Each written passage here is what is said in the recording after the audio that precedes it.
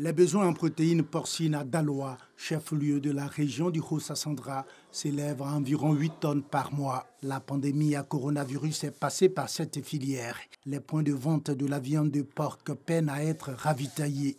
Pour relancer les éleveurs et rendre la filière forte et plus dynamique, avec l'amélioration de la qualité de viande fournie, l'association des éleveurs vient de recevoir des kits sanitaires. Une remise effectuée par Lopez Diakité, présidente des éleveurs du Haut-Sassandra. Nous n'avons pas d'aide d'abattage et c'est vraiment l'une de nos priorités. Il faut dire aussi, évidemment, pour tout éleveur, nous avons besoin de soutien financier, d'appui financier, afin de pouvoir aider les éleveurs à avoir un fonds de roulement consistant et pouvoir agrandir l'activité, pour que les éleveurs puissent produire massivement. Ces kits sont composés de vêtements de travail, de produits vétérinaires, ainsi que des produits d'entretien des ouvrages abritant les bêtes. Une initiative qui vient soulager un tant soit peu les membres de cette association. Cette structure qui regroupe tous les acteurs de cette filière porcine compte 100 membres.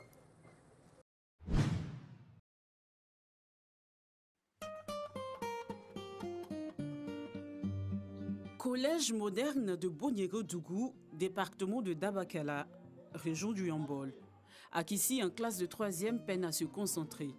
Enceinte de 6 mois, la jeune élève dit voir ses performances scolaires baisser depuis la survenue de la grossesse. Dans le début, là, j'ai baillé des coups. J'ai tombé malade aussi. Ça m'a fatiguée.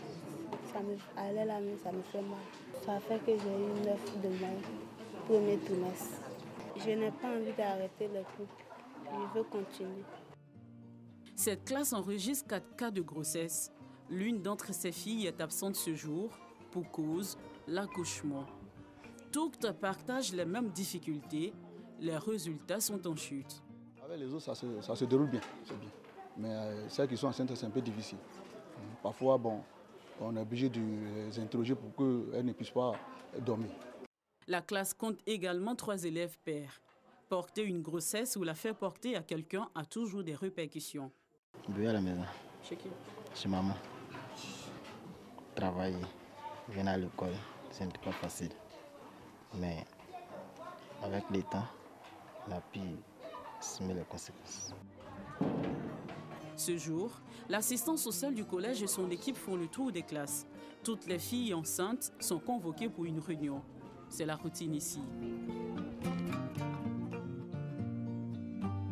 Ordre du jour, débattre des difficultés rencontrées pendant les cours et dans la vie scolaire.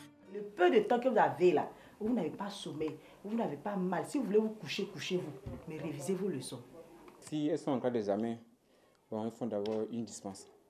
Après, je demande encore un certificat de grossesse. Alors, une fois les 2 dossiers réunis, on peut sauver l'année. Les assistants sociaux doivent à leur tour rendre compte au principal du collège. Pour le premier semestre, les chiffres sont alarmants. 32 cas de grossesse déclarés pour ce seul établissement. La majorité des élèves d'ici sont issus des villages.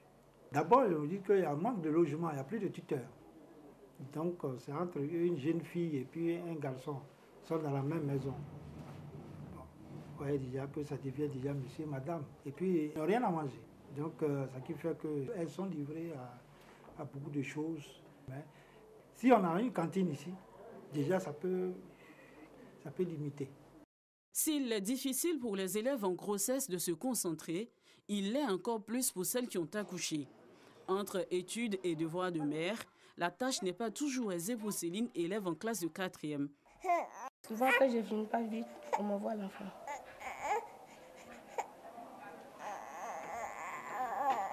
Obligée d'interrompre la révision des cours pour donner le sein à son bébé de 2 mois.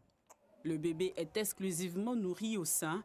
Impossible pour la mère d'alterner son alimentation, faute de moyens. C'est la fin des cours pour cette matinée. Céline doit regagner son domicile. C'est dans cette maison de fortune que vit la jeune fille avec son bébé et 7 autres élèves. Dans cette promiscuité, tous sont livrés à eux-mêmes. Les cours ont commencé le 2 janvier. Mon bébé était là et puis je me débrouille un peu. C'est pas facile.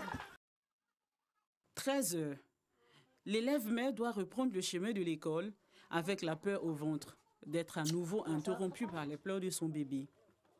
À l'hôpital général de Bonniré-Dougou, les grossesses des élèves constituent de nombreux cas de consultation. La maternité a enregistré 25 accouchements d'élèves pour les mois de janvier et février. Natacha, élève en classe de 5e, ne rentrera pas chez elle avec son bébé après l'accouchement. Il vient de décéder. J'ai fait garçon. L'accouchement était difficile. J'avais mal au ventre, j'avais mal au rein. Les bassins immatures, les difficultés pour pousser, puisqu'elles sont encore jeunes, elles ne connaissent pas. Elles ne viennent pas régulièrement aussi en CPN. Alors qu'à 9 mois, à chaque CPN, on fait les sensibilisations. Elles ne sont pas préparées à l'accouchement. Même quand elles sont préparées, elles ne sont pas conscientes de ce qui va les arriver. Donc elles viennent face aux difficultés, on prend une décision. L'auteur de la grossesse, un autre élève, sous le choc. À 100 km de Bonniré-Dougou, la commune de Tortilla. Dans cette école primaire, une élève manque à l'appel. En classe de CM2, celle-ci vient d'accoucher. Nous nous joignons à la direction de l'école qui lui rend visite ce jour. J'ai accouché le vendredi passé. J'ai besoin d'habits pour bébé. Moi, je vais aller à l'école, je vais travailler demain. À Katiola, chef-lieu de région, le lycée moderne Gaston Wassena Koné comptabilise plus de 26 cas de grossesse. La sensibilisation reste la seule arme de prévention.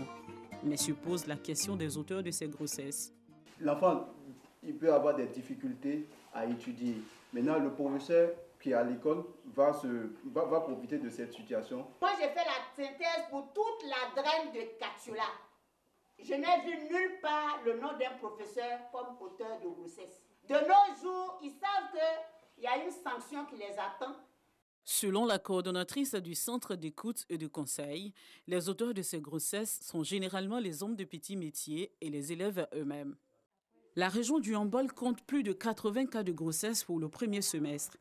Un chiffre préoccupant pour le directeur régional de l'éducation nationale.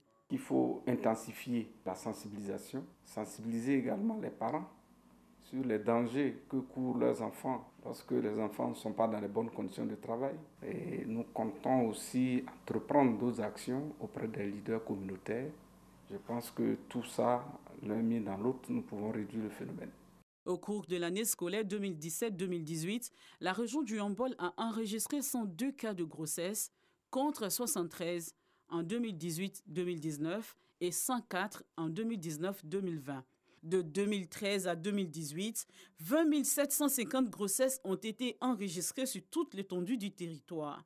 Face à ces chiffres, plusieurs actions ont été entreprises par le ministère de l'Éducation nationale, de l'enseignement technique et de la formation professionnelle. Au nombre de celles-ci, la création de la direction de l'égalité et de l'équité du genre, sise au 25e étage de la Tour D. Ici, la question est sur la table. Nous avons introduit dans les curricula, les programmes éducatifs, ce qu'on appelle les leçons de vie, pour apprendre aux enfants à dire non. Il y a aussi un plan d'accélération de lutte contre les grossesses en cours de scolarité qui a été élaboré avec l'appui de UNFPA. Nous avons élaboré, grâce à l'appui de UNICEF, la stratégie nationale de réintégration des filles enceintes et mères. Mais on se rend compte que cela persiste. Que faut-il faire? Donc il y a un protocole de prise en charge de ces jeunes filles qui a été également élaboré. Dans cette perspective, il y a 7 lycées de jeunes filles avec internat qui sont en projet. Ces établissements-là vont nous aider à mieux encadrer nos enfants pour qu'ensemble, on puisse extirper ce fléau-là. En attendant d'atteindre le niveau 0 grossesse en milieu scolaire, Nathalie reste rongée par 2 douleurs à Bonniré-Dougou. La perte de son bébé et son absence au cours. Son bébé, quant à lui, est transporté vers le cimetière du village où il reposera éternellement. Nathalie aura-t-elle la force de reprendre le chemin de l'école? Les grossesses en milieu scolaire restent un frein pour l'éducation de la jeune fille.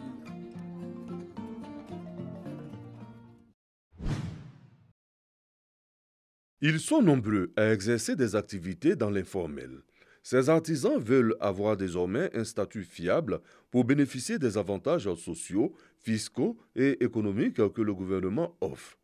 Une caravane pour les dénombrer sillonne le pays.